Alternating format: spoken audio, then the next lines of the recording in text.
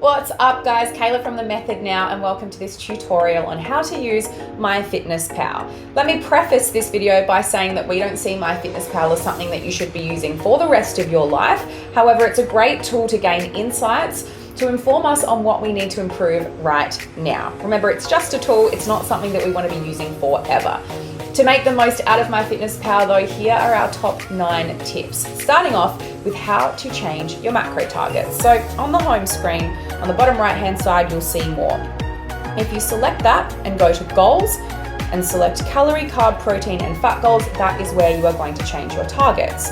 You can change your calories and your macros from this section. However, if you are a free user, you can only change your macros within 5% increments. If you're a premium user, you'll be able to select it, click on grams and change it gram by gram. If you have any issues with that, just reach out to your coach. Tip number 2, quick add macros. So if you're pressed for time or you can't find the correct entry in MyFitnessPal, you can add macros really quickly. Head to the diary, again, 3 dots on the right hand side of the meal that you want to enter the food in. From there, you can select quick add. Now, if you're a free user, you can enter the calorie amount. If you're a premium user, you can go all the way to adding in your macros as well, which will work out your calories. However, free users, we have a workaround for you. It's a little bit longer, but it works just the same. And all you have to do is enter carbs, fats, and proteins as food entries. So for example, if we go to meal 2, add food, and we want to add our carbs, if we search carbs, we'll find an entry called carbs and carbs. As you can see, if I change it to 10 grams, it changes the macros to 10 grams of carbs and the calories for 40. Just make sure that when you're searching for these entries that both carbs and proteins have 4 calories per gram and fat has 9 calories per gram. Look for the green tick as well to find the verified entry. Tip number 3, choosing the right options. MyFitnessPal has a huge database, and that's really good, but it also has some downsides as well. It means that there are lots of entries in there that are potentially incorrect. What we recommend doing to find the right entry, besides a bit of trial and error and spending time tracking, is just searching a few options and finding the one that is the most consistent. If you're looking for an apple, for example, and you see, let's say, 3 or 4 entries that are around the kind of 50 calorie mark or 60, 70 calorie mark, and then you see one that's 500 calories, you know that the consistent one is probably going to be more accurate. Make sure when you're choosing entries that you choose entries that have calories and macros, not just calories.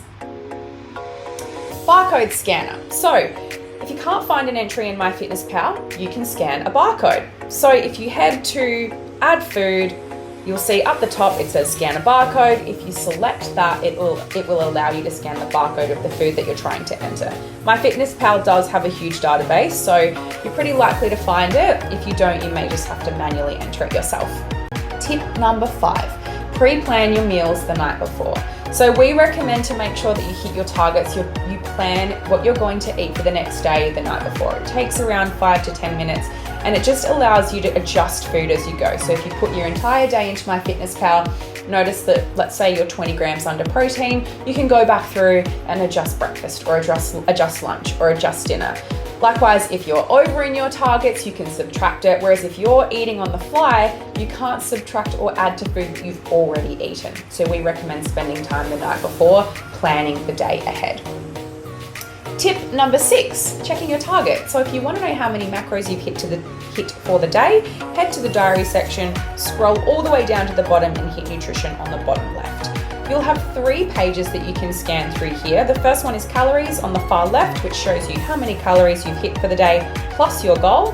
In the middle, you've got nutrients, which is where we spend most of our time. Here you can see your total protein, carbs and fats, as well as the goal and what you've got remaining as well. Now you can get more granular here and see things like sodium, sugar, fiber, and all of your minerals as well. Not all your minerals, but a lot of your minerals. So it's a great place to just check in with where you're at. If you go underneath nutrients, you can see day view, or you can go to week view. And then from there, you can also go calories and macros, and you can look at your week in advance or in arrears, so you can see the entire week. Tip number 7, copy meals. So if you tend to eat similar meals from day to day, rather than re-entering it every single time, you can go back to, let's just say, let me find a day that I've tracked food. Okay, looks like I don't have any in my diary. Oh, here's one. Okay, so if we go to a meal that we're wanting to copy to the next day, mind you, this is probably a bit of a trial day. It's probably not a day that I've actually eaten food. Select the 3 dots on the bottom right-hand side, click copy to date, select whichever date you're trying to copy it over to, and click the tick. Now, if you head to today's date, you should see it there. Tip number 8, exercise calorie settings. Now, unfortunately, MyFitnessPal tries to adjust our macros based on the exercise we do. Little does MyFitnessPal know that your coach has already done that. So to turn it off, click the 3 dots bottom right-hand side, more, go to goals, scroll all the way down to the bottom, click exercise calories, and just make sure that is switched off. Tip number 4. This is just a way for us to easily track things like olive oil and peanut butter. Basically what you do is let's say we're tracking olive oil. You'll grab a set of scales, you'll put your olive oil onto the scales, and you'll set it to 0. So keep pressing the button until you see 0 come up. When you see 0 come up, you'll pick up your olive oil bottle. If you've got a litre bottle, it's going to show 1,000 grams is subtracted from the scales. You'll take off the lid, you'll pour your olive oil onto your salad. Make sure you put the lid back on again. And as you place the bottle back down onto the scales, you'll see a negative number. And that is the number of grams or mils that is now missing from the bowl and arguably should be in your food bowl. So that's how you can track things using the subtract method on your scales. Those are our top 9 tips for how to make the most out of MyFitnessPal. If you think we've missed anything, let us know. Or if you've got any other questions, just reach out to your coach or one of us at The Method by emailing us at info@themethodnow.com.au. I hope you enjoyed this video and happy tracking.